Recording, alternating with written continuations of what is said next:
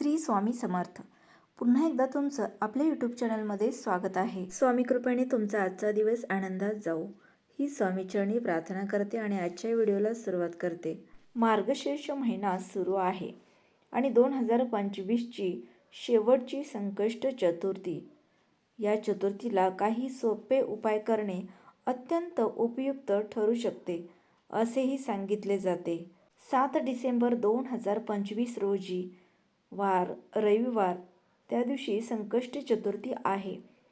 मार्गशीर्ष महिन्यातील ही संकष्टी विशेष अशी मानली जाते.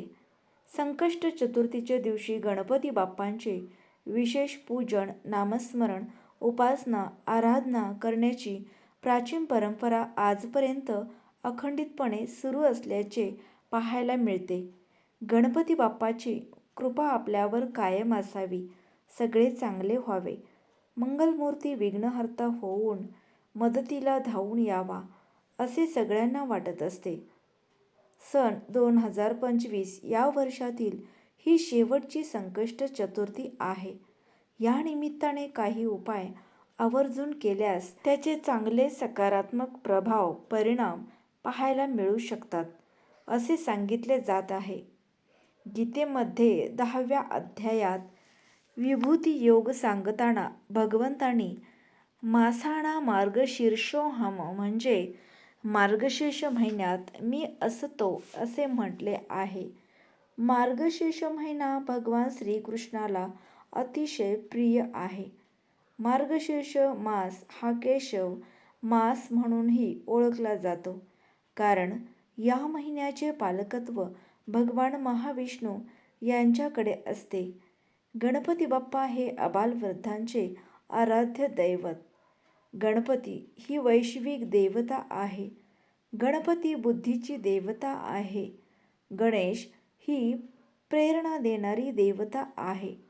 तो समरांगणात अग्रस्थानी लढणारा, आनंदाच्या प्रसंगी मनसोक्त नाचणारा, गोडधोड आवडीने खाणारा, शिक्षणाची आवड आणि आस्था बाळगणारा, असा सर्वांना आदर्श वाटणारा असा देव आहे.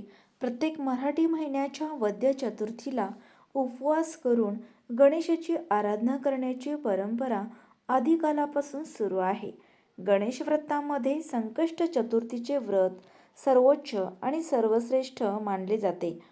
संकष्ट चतुर्थीचे व्रत हे कोणीही करू शकतो.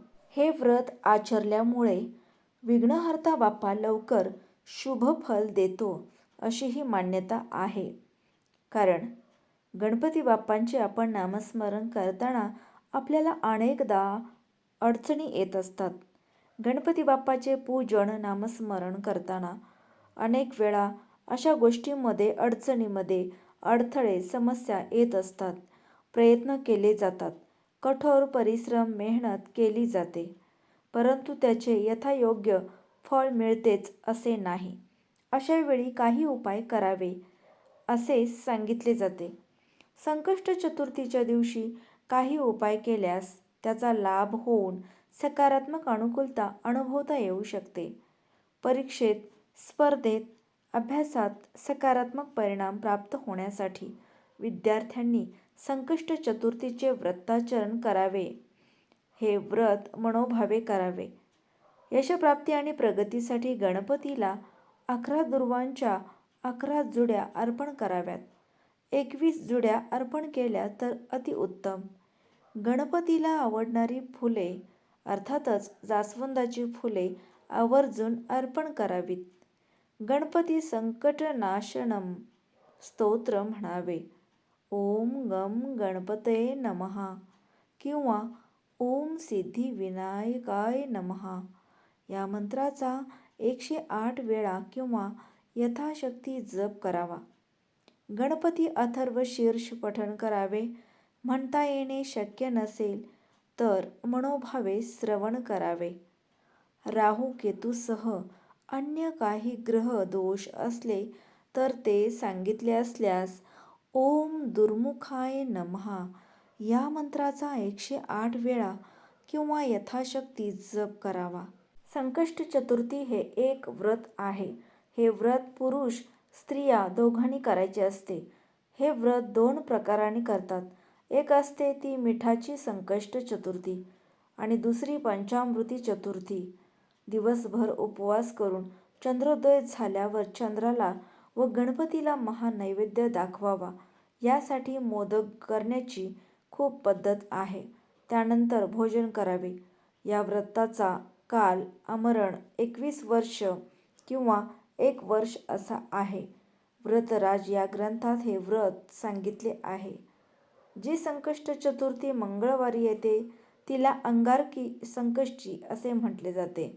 अधिक मासातील अंगारकी चतुर्थी अत्यंत महत्त्वाची मानली जाते, कारण 21व्या वर्षातून एकदाच येते. मार्गशीर्ष महिना हा भगवान श्रीकृष्णांना अतिशय प्रिय आहे.